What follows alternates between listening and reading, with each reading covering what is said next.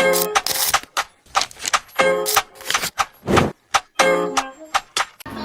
warahmatullahi wabarakatuh. Waalaikumsalam warahmatullahi wabarakatuh.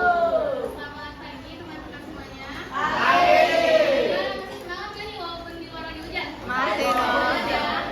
Oke, sebelumnya kenalin, nama aku Naswa Amalia Putri. Aku adalah salah satu mahasiswa dari Universitas Muhammadiyah Kota Tangerang.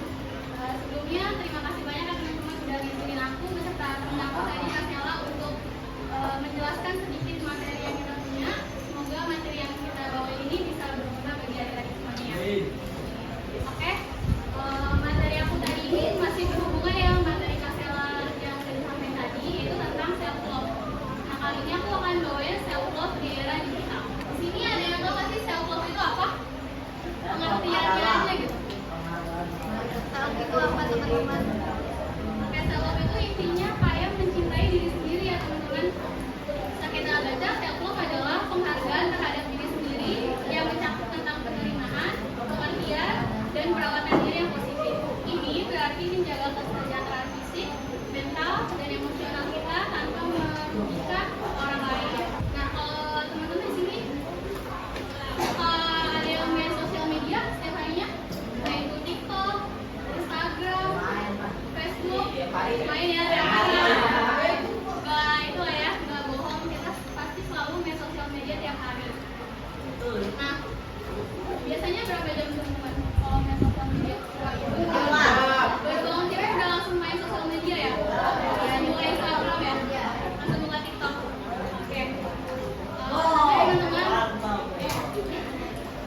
tapi tahu nggak sih teman-teman kalau misalnya kita udah kecanduan sosial media itu ada dampaknya bagi diri kita sendiri. Nah, tekanan dari dunia maya. Bisa kita lihat ya, teman-teman, menurut data dari Pusat Indonesia tahun 2023, lebih dari 60% anak sekolah di Indonesia menggunakan internet untuk bermain sosial media. Artinya, media sosial sudah menjadi bagian besar dari kehidupan kita, tapi bagi itu banyak remaja justru merasa kurang percaya diri karena terus melihat kehidupan orang lain yang tampak sempurna.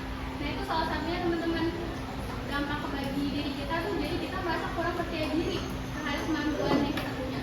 Nah, bisa dilihat nih teman-teman, ini datanya ya dari pusat ini nggak terlalu kelihatan ya, ini tuh tulisannya 70%. Jadi ini warna kuning ini generasi Gen Z gitu, nah yang ini generasi milenial. Bisa dilihat kalau Gen Z itu persentasenya lebih tinggi, 70%.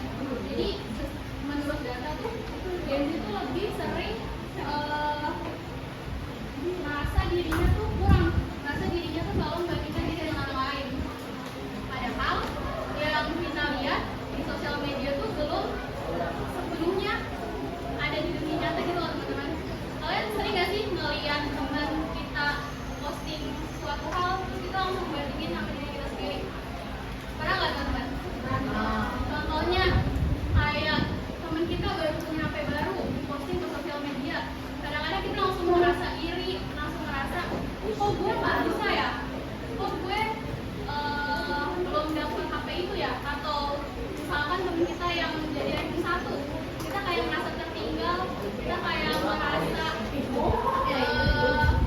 nggak bisa jadi orang yang ranking 1 tersebut. Padahal teman-teman, kita nggak boleh ya kayak gitu. Kita tuh harus cinta sama diri kita sendiri, kita harus tahu, kita harus bangga sama diri kita sendiri tentang semua kekurangan yang ada di diri kita tuh. Kita harus mencintai diri kita sendiri teman-teman. Nah, di sini ada tantangan dan solusinya. Nah, tantangannya apa sih di dunia digital ini? Kita jadi suka lupa menghargai diri sendiri. Suka nggak lupa menghargai diri sendiri?